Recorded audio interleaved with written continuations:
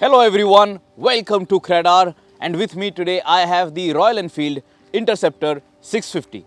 अगर आपको ये बाइक खरीदनी है, on the road pricing is going to range between 3,40,000 to 3,70,000.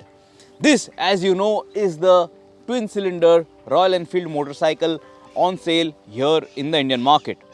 This is the most expensive trim of the Interceptor because as you can notice, it gets the chrome finish. इस video में let's check out what are the features that you get with this Royal Enfield Interceptor 650. What is the performance like? How good is the ride and handling package? But before we deep dive into the features, first let's listen to the exhaust note of this twin cylinder Royal Enfield. So here goes.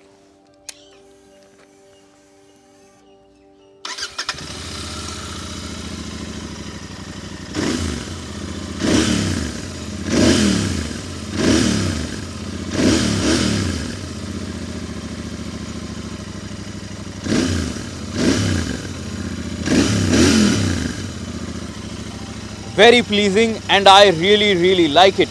Also, जब आप ये bike चला रहे होते हो, even when you are wearing a full face helmet, the exhaust rumble is very clearly audible inside your helmet. Royal Enfield is not selling you any optional accessory add-on for your end cans.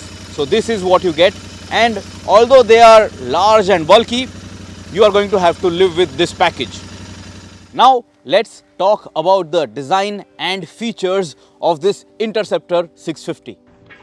Since launch, nothing much has changed really. Yes, the bike is now BS6 compliant and is sold in a different color palette, but the mechanicals are still lovably the same. If old school, simple motorcycles please your soul, you will have a very good time with the Interceptor 650. It does not try hard to impress the modern gizmo loving buyers but stays true to the golden era of motorcycling, and that charm is undeniably noticeable. What we have with us is the Mark II chrome paint scheme, and apart from the Continental GT 650, there is no other motorcycle in this class which offers you such a shiny package. Features include a chrome finished teardrop fuel tank with red contrast accents, chrome fuel filler cap, chrome finish for the mirrors, chrome finish for the headlamp, rims in black but unpainted spokes, dual rear shock absorbers which are adjustable, telescopic front forks with fork boots, a clear lens headlamp without any fancy LEDs, a bulb type old school looking tail lamp, and again simple bulb type turn indicators but with chrome accents. The twin pod instrument cluster looks crisp and elegant, and this unit also gets chrome highlights.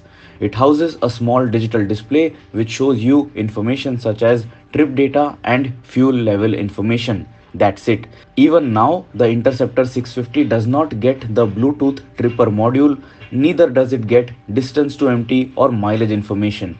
That is a big missing feature in today's date.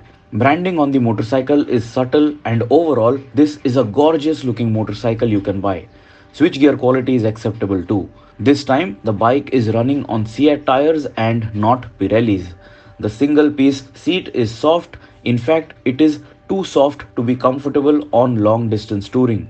The dual exhaust end cans and the engine casing is also finished in shiny bits to add to the retro design theme. If you ask me, I really loved how the Interceptor Mark II looks, and if the stock setup isn't enough, you can choose from a long list of official Royal Enfield accessories for this motorcycle. 5 years back, did you imagine that you could call a Royal Enfield engine refined? Yes, that is right. This Interceptor 650 comes with a twin cylinder motor which is very smooth and creamy. So now let's talk about the engine, the performance, and most importantly, the numbers. Powering the Interceptor 650 is a 648cc parallel twin 4-stroke air and oil cooled fuel injected motor producing 47 bhp of power at 7150 rpm and 52 newton meters of torque at 5250 rpm. The engine is matched to a 6-speed gearbox with a slipper assist clutch. However, there are no electronic assist features such as traction control, ride-by-wire or riding modes on this bike. All you get is ABS, which we will discuss later. But this engine is just something else. It is such a charmer. Relaxed, smooth, and refined. Absolutely no unwanted vibes felt when you ride this bike in a sane fashion. Mild buzz is felt close to the red line, but that is pretty standard on other bikes too. This is the most refined Royal Enfield engine you could buy, at least today. Inside the city or out on the highway, this 650cc class motor of the Interceptor is completely at home.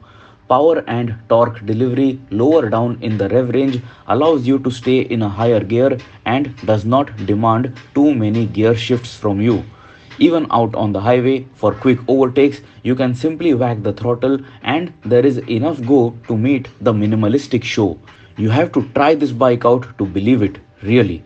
If you are not the fast and furious kind, you will really love this Interceptor 650. Not that this bike cannot go fast. Out on an open stretch, the Interceptor 650 can easily indicate over 180 km per hour on the speedometer. But then at that speed, you are really pushing your guardian angel a bit too much. The gearbox is smooth too, and I did not notice any false shifting throughout my review ride. The clutch is reasonably light too, but could have been better. Mileage figure will vary between 20 to 30 kmpl depending on your use. This is not a liquid cooled engine, so in long traffic crawls, you will feel the heat on your feet. So do not ride this bike wearing shorts or sandals. But if you are planning to buy this motorcycle, I'm sure you are more interested in knowing how this bike performs. So let's now talk about the ride and handling package.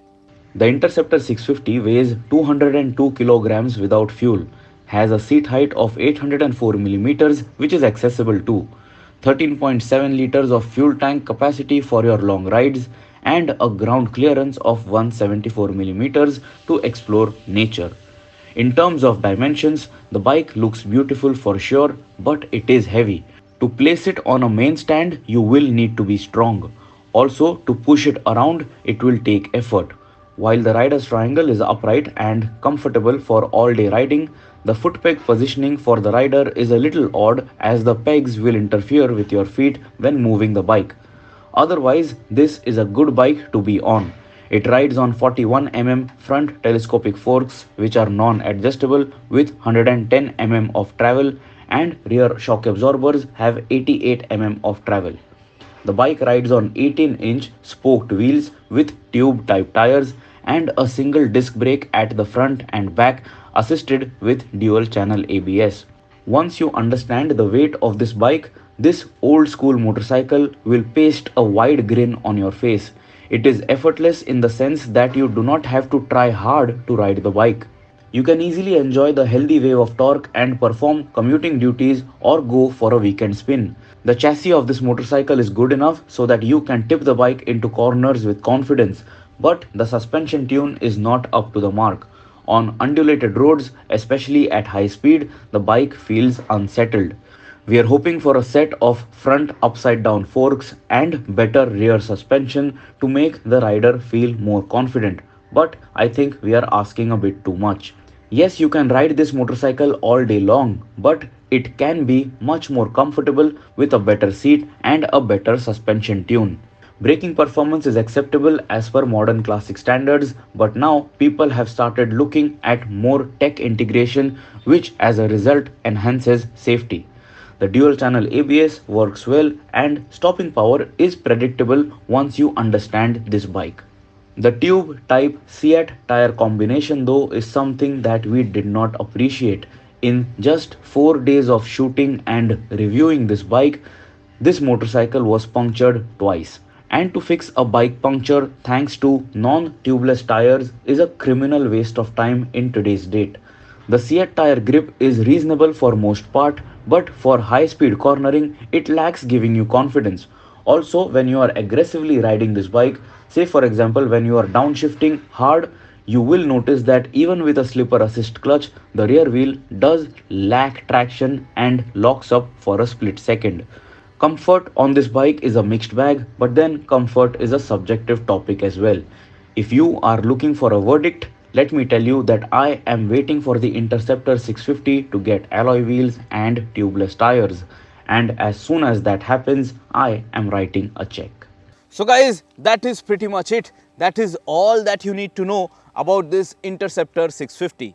आप हमें comments में ज़रूर बताइए what is your opinion about this motorcycle. Do you think this is good looking? Do you think this is old school enough with that modern flavor?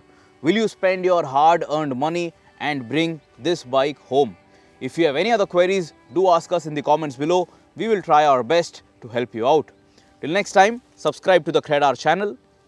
Always ride safe and always guys wear your helmets.